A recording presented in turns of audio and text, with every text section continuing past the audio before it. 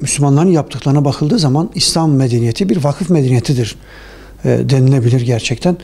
Çünkü her ne kadar Kur'an-ı Kerim'de vakıf kelime olarak geçmiyorsa bile Kur'an-ı Kerim'deki birçok ayet bizi Allah yolunda sevdiklerimizi infak etmeye, Allah yolunda harcamaya, Allah yolunda tasadduk etmeye sevk eder.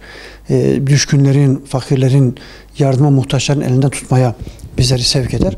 Dolayısıyla Müslümanlar tarih boyunca Kur'an-ı Kerim'in bu tarz ayetlerinden dolayı hem Aleyhisselatü Vesselam Efendimiz'in tavsiyelerinden dolayı hakikaten vakıf müessesesi diye bir müessese kurmuşlar. Bu müessesede, bu kurumda enteresan dünyaya ve dünya tarihine altın harflerle geçebilecek örnekler göstermişler gerçekten.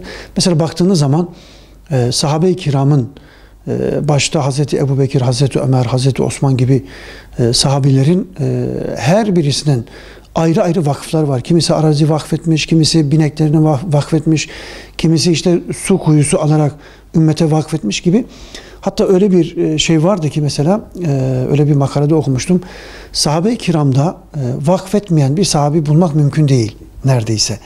Dolayısıyla hem sahabe-i kiramın bu tarz Efendimiz'den dersini alan sahabe-i kiramın bu tarz uygulaması, işte ayet-i kerimelerin teşvik etmesi, hadis-i şeriflerin konu üzerinde ciddi bir şekilde durması ki mesela malumunuz Efendimiz buyuruyor ki Aleyhisselatü Vesselam kişi vefat ettiği zaman, kişi dünyayla ilişkisi bittiği zaman 3 şey kendisini takip eder. İkisi kabirden sonra geri döner, bir tanesi devam eder. Nedir bunlar? İşte tanıdıkları, malı, mülkü, akrabaları vesairesi kabir başından geri döner ama ameli kendisiyle beraber gider.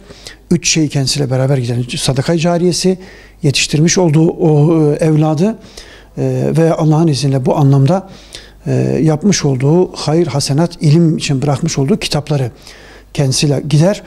Bu tabi bu ve benzeri hadisler aslında vakıf kültürünün temelini oluşturmuşlar. Bu ve benzeri hadis-i şerifler hakikaten Müslümanlarda ciddi bir vakıf kültürünün gelişmesine vesile olmuştur. Ve bundan dolayı bakıyorsunuz mesela İslam tarihinde gerek belki Emevilerde kısmen, Abbasilerde ve daha sonra Selçuklularda gene her birinin kendi anlamda Müslümanların kurduğu vakıflar var, kervansaraylar var, yollar var, köprüler var, hanlar var, camiler var, medreseler var, ilim yuvaları vesaire. Bu anlamda çok zengin bir vakıf kültürünü oluşturmuşlar. Hatta ve hatta mesela kitaplarımız anlatır.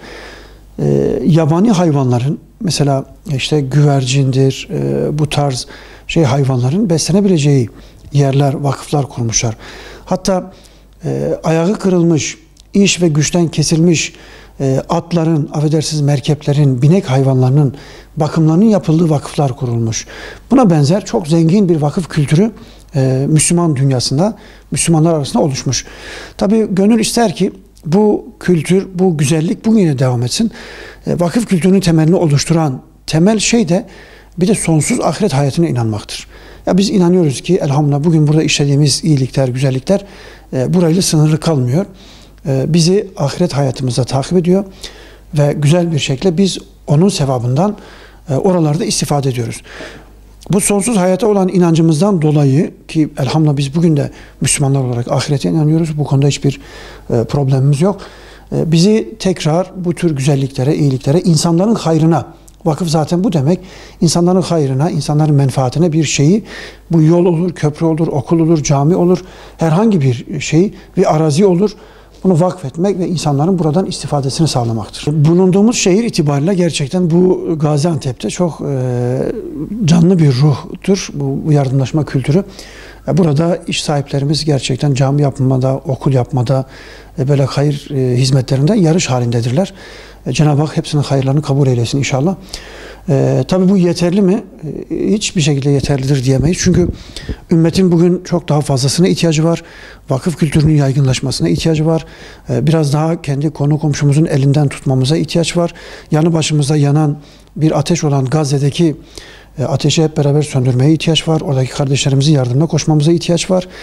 Bu anlamda baktığımız zaman Çok güzel çalışmalar var, gayretler var ama bunlar yeterli değil.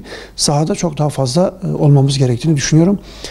Bu vakfi çalışmalarda inşallah daha fazla olması gerektiğini düşünüyorum. Bu münasebetle, bu hafta münasebetiyle inşallah Rabbim tekrar o eski zamanlarda olduğu gibi vakıf kültürünün içimizde canlanmasını, hayır hasenat sahibi insanlar olmamızı sağlasın diyorum ve bu münasebetle sizlere teşekkür ediyorum.